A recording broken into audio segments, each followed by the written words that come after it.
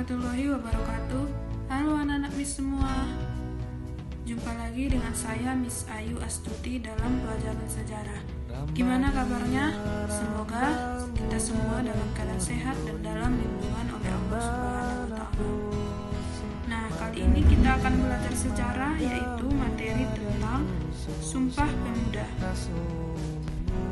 Langsung saja kita saksikan videonya berikut ini. Sumpah Pemuda. Jadi latar belakang Sumpah Pemuda, politik etis dan perbaikan pendidikan Bumiputra. Kemudian media massa sebagai benih semangat kebangsaan, tonggak kebangkitan nasional. Sumpah Pemuda, ikrar persatuan dan kesatuan.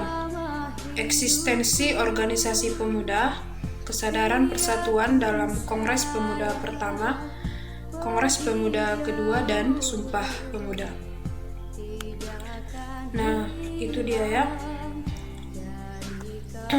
Kemudian politik etis dan perbaikan pendidikan Bumiputra. Politik etis adalah politik balas budi yang diberikan oleh Belanda atas kritikan terhadap sistem tanam paksa,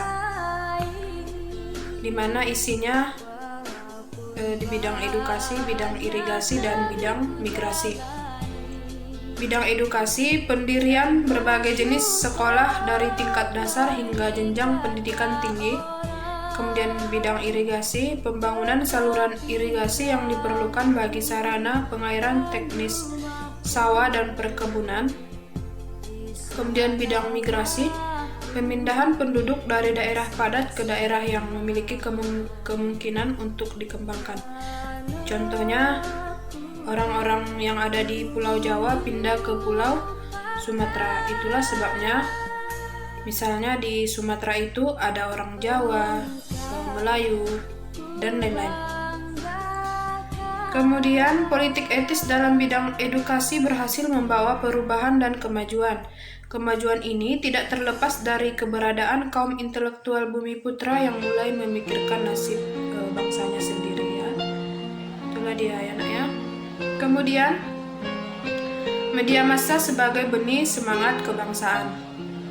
Jadi keberadaan media massa pada masa kolonial semakin mendorong perkembangan pemikiran modern. Ada surat kabar bahasa Belanda, kemudian surat kabar bahasa Jawa dan Melayu. Contoh daripada surat kabar bahasa Belanda ada Bataviase Notals, De Locomotive, Batavias Nieuwsblad, dan The Express.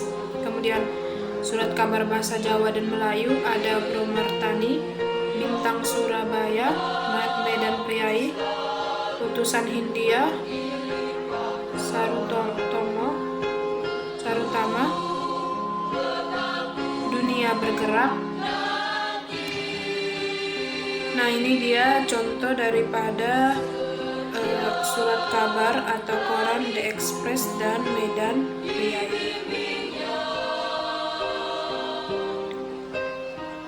Tonggak kebangkitan nasional. Perkembangan berbagai organisasi nasional membangkitkan semangat nasionalisme.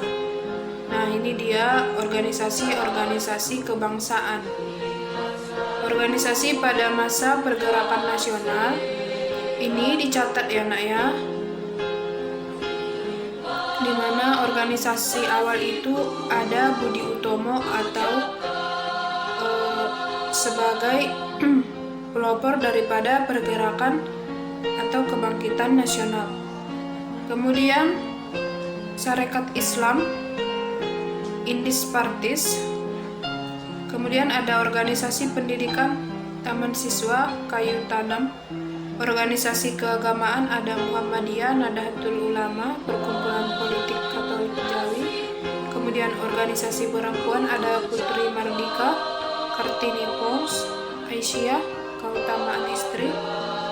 Dan organisasi radikal ada Perhimpunan Indonesia, Partai Komunis Indonesia, dan Partai Nasional Indonesia.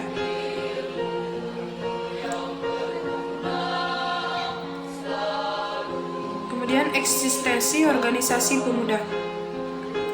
Trikoro-Darmo. Jadi ini adalah organisasi-organisasi pemuda yang bersifat kedaerahan ya. Trikoro-Darmo didirikan sebagai bentuk ketidakpuasan terhadap Budi Utomo. Tokoh-tokoh penggagasnya ada R. Satiman, Wiryosari, Sunardi, dan Kadarman. Kemudian ada Jong Java. Jong Java ini artinya adalah perkumpulan pemuda Jawa. Jong artinya pemuda ya. Kemudian pada 12 Juni 1918 Trikoro-Darmo mengubah nama menjadi Jong Java. Kepengurusan daripada Jong Java didominasi tokoh-tokoh Trikoro-Darmo.